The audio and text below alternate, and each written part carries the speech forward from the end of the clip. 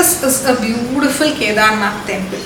And whenever I look at the structure of the temple, it always makes me curious to understand why is it designed the way it is. So today we have a guest to decode the structure of temple, and she talks about the inner engineering that happens when you visit a temple. So very beautiful conversation coming up with Jayashree Ganeshan at Infort Honori. Welcome to Infort Honori. Content ಇಷ್ಟ ಆದ್ರೆ like, share and subscribe ಮಾಡಿ. Welcome to Infort Honori. Today on our show we have Jayashree Ganeshan ma'am from IBM Academy. Welcome to my show. Happy New Year as always. Lovely to have you here, Meena. Thank you, ma'am. Ma'am, today as expected, we will be understanding the structure of temple. See, we visit one new temple every time or go back to the same temple. Every temple is structured in a different way. Be it a Shiva temple or a Vishnu temple or some other god. But there is a lot of commonalities in every structure. So, what is that? What is the cornerstone of a structure in a temple? How do I understand the structure of a temple? Very interesting question, Naina. Sounds very simple. We'll try and simplify it as much as we can so that every layman here understands why a temple is structured in a particular way. From the entrance till you reach the very core of the temple, you see that as you beautifully put it across, they're also different, yet they are also similar, Right. in the way they're constructed. And this ancient wisdom, as you unravel it, is extremely fascinating. Because a temple is structured exactly to resemble a human body. Can you believe that? Okay. And the internal mechanizations of a human body is related to everything that's happening within the temple as a ritual too. How is it? So let's start from the very entrance, okay? So even from a very distance, when you look at a temple, and if you're just passing by, what is the first thing that you do? The minute you see a temple from a distance, what do you do? Even if you do not have any intention of walking into the temple and you're only a passerby. Just pray, do this. Exactly. The minute we see the Gopuram, we just say Gopura Darshanam. Okay. And we just do this and we say, even a Gopura Darshanam is enough to take us to the very core. There are times when people tell, no? I remember when the temples are overcrowded. If you have visited the Gopuram, you have all the phala, you can. Absolutely. Oh, so beautifully put across. We will reach that. Okay. By the time we understand every simple part of the temple, we will also understand how is it that by merely looking at the Gopuram, it is equivalent to having visited the entire temple. Right. So shall we start at the very beginning? Yes. So what is another feature in a temple that always catches your attention, which is very tall and stands out? Dvajastambha. Wonderful, yes, exactly. Like the Gopuram, it is the Dvajastambha. So you have to first visualize a temple the way it is. Can you see it is horizontally placed here? Yes. And you have a Dvajastambha right at the front of the temple. And you can imagine or visualize the human body lying down. Alright? Now, we must understand that within the body we have energy points. Right. And the primary energy points or the most important energy points to understand are the 7 energy points. All of us know The 7 about chakras. Exactly, the 7 chakras. So you have the Mooladhara, you have the Swadhisthana. So the Dvajastambha is exactly placed where the Mooladhara is. Okay. So imagine the Mooladhara in a human body, which is at the base of the spine. And it is the base of the spine that is indicated. The base of the spine of a temple is the Dvajastambha. And But it is usually situated outside the temple? it is inside, but yes, it is not the sanctum sanctorum, but it's a little towards the outside. However, the minute you see the Dvajastambha, you either do a namaskaram outside the Dvajastambha, and then you start doing your entire pradakshina around the Dvajastambha. You don't leave the Dvajastambha. You don't do a pradakshina inside. You do it along with the Dvajastambha. This is how pradakshinas are always done. So the Dvajastambha in turn carries at the right, at the top, it carries some kalashas. It does carry water, sanctified water. And every 13 to 14 years, most of the revered ancient temples have a Kumbhabhishekam. Right? So Kumbha means a pot, Abhisheka means they are doing the stotras, the mantra chanting, and they are sanctifying this entire thing so that it is pregnant and it carries the entire essence of the mantras, because water has memory. That is how they are sanctifying this Dvajastambha and making it extremely powerful. Now, let us say this is the Mooladhara of the temple, which means this is the beginning of your energy. So, Mooladhara is considered to be the seat of inertia. Right, so this is where, so usually when a little child is walking right here, and if you want the child is resting on the couch and is not moving, what do? We simply say get up and we give a small whack on the bottom. And then the child starts moving. What do we mean by that? It is at this point that the seat of inertia is. So they are in the inertia of rest, a little whack on the bottom, and the child moves. Inertia yeah, the of way motion. also, you should go back on the back and make them sit rest for a while. That's also very interesting. That is you forced rest. Generally, it leads to movement. Right. So it's called inertia of movement. So all movement is beginning to happen there. So that is where the Dvajastambha is placed. Now, immediately after the Dvajastambha, right in front of the Dvajastambha, you have a Balipita.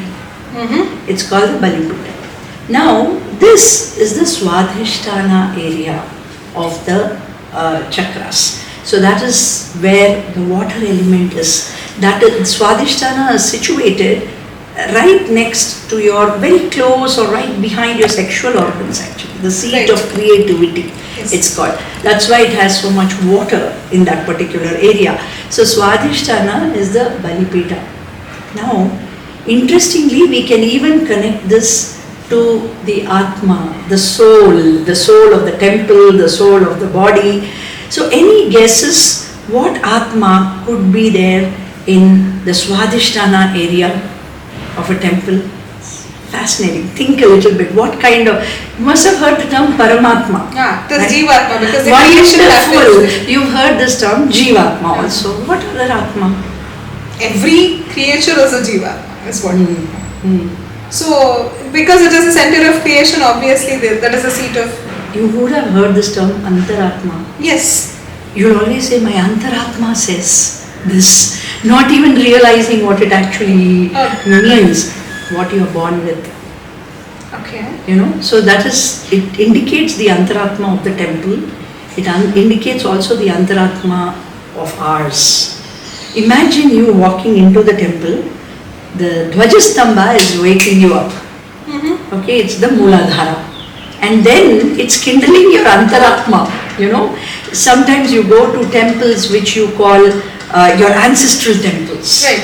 And you feel some kind of an awakening. You feel deja vu, you feel you're coming home, you feel a sense of belongingness, and you feel like pouring out.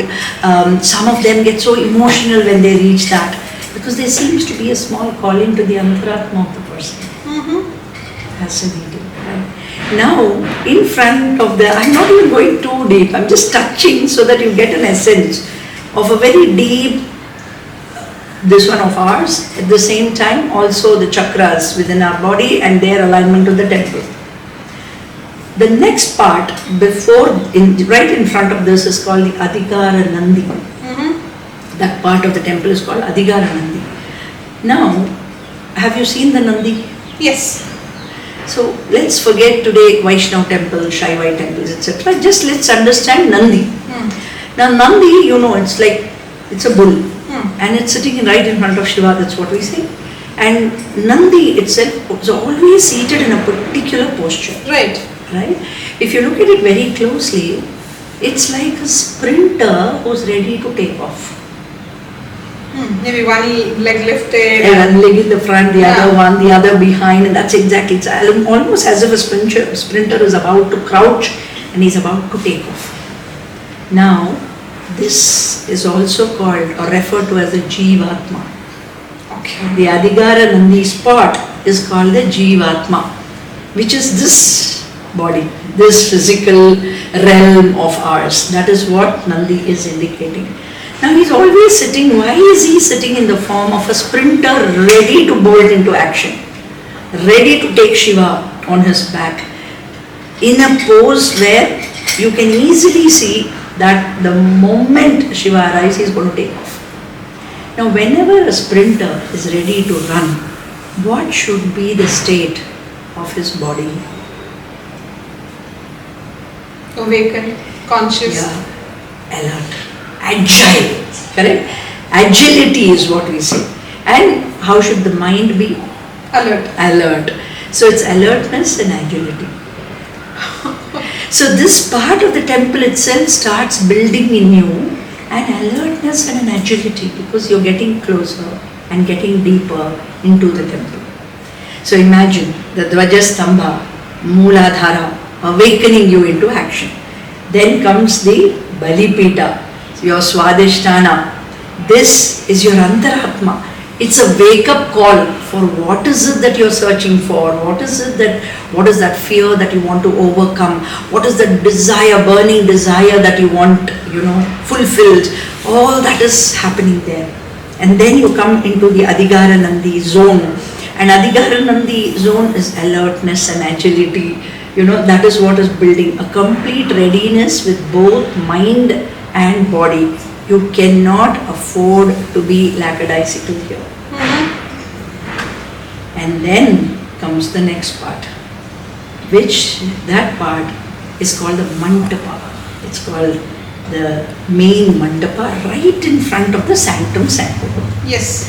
Now interestingly, this Adhikara Nandi place and the Mantapa, the Adhikara Nandi place is your Manipura Chakra. It is somewhere where knowledge is getting awakened, knowledge is getting digested, your appetite for knowledge is increasing, all that is happening, your alertness and agility is getting kindled, all that is happening, and then you're going into the Mantapa area. And this Mantapa area is your Anahata. The Anahata Chakra where... And why is it blocked in the center? Usually you're not allowed to. Superb. Oh my God, you are very observant. I must appreciate you for this. We are not usually asked to cross that area. We walk around like that and go. That part alone is kept free. And I'm telling you, this is the Anahata Chakra. Now, Anahata Chakra is here. What are the emotions that you can feel here? Almost every emotion you feel there. Think and tell me, let's say, specifically. Pleasure, the pain, the grief. Pleasure is still, in the Swadhisthana. Pain, the fear of giving, all that is in the Manipura Chakra. Emotions. What do you feel here? What emotion Love do you feel for here? God. Super, come on buddy, it is, why do we always say hard? Love, Anahata is love. So it is in the same place that you feel hate. Right. It is in the same place that you feel anger too. Once you feel the anger, palpitations. Yes. Palpitations, and when you feel love also, your heart is expanding. And generally all gurus tell us, never let anything disturb your Anahata. Because these three coexist. If you feel love, you can't feel hate. True. And when you feel hate, you can't feel love. And why is it that we should not disturb our Anahata? Because it is the all-encompassing love that makes our energy go higher and higher, otherwise it starts coming down. Okay. Hatred, anger, jealousy, greed, all that makes the energy come down again. Now from the Dvajastambha, you have awakened your energy in the Mooladhara, then you came to the Balipitam, and then you came to the Swadhisthana, then you came to Adhikara Nandi, and you came off to your Manipura. The center portion is the Anahata, it is the heart. It says, be expansive.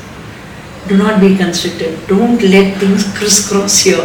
Keep love untouched and unfazed. Feel love for everybody, anything, everything around you. Keep that expansive, let the heart be expansive. So now you're getting closer to the Sanctum Sanctorum, and suddenly you see there's a constriction. Yes. You'll always say, Oh God, we waited in that long queue, this one, and here again there is this press and people are all getting closer and this one. Now when you look at your own body, where is it that you feel the most constriction? The Vishuddhi See, chakra it's comes into superb, picture. right? Vishuddhi chakra, the throat Look how it chakra. is designed. My God, it's amazing. Throat chakra. So they say, right, when you feel love, when you feel this one, your throat also opens up completely. You speak freely. Now, it is in this place, you have two emotions can be felt very strongly. And both these emotions bring tears in your eyes. Same tears in your eyes, but both are opposite emotions. Can you guess? And the choking is felt here. Again, the pain and pleasure. So you choke when you feel grief. Choke when you feel grievances or complaints. Oh my God, that guy, how can he hurt me like this? I feel so bad, grievance. It makes your throat choke and you start crying. Energy comes down. But when you're getting into the temple, you feel gratitude. My God, I made it, I've reached here, I have reached, I'm getting that close to the divine. Gratitude. That also brings tears in your eyes. It's called tears of gratitude. And it opens up your throat. Grievance makes your throat constrict. Voice also comes down. But if you have noticed people who are singers or even the not so good singers, the minute they reach that place, they'll start off. They'll start singing or chanting something that comes to their mind, whatever they've learned in their childhood, whatever they've learned, they start singing. You will see that happening to you. At least you will feel like saying, Rama, Not singing, at least talking to him, I've come to you, I need I've this. come to you, all that starts happening the minute you reach that space. And then you're getting further inside. Reached here. Now, obviously, the next chakra is Agni chakra. So that is the Garbhagriha.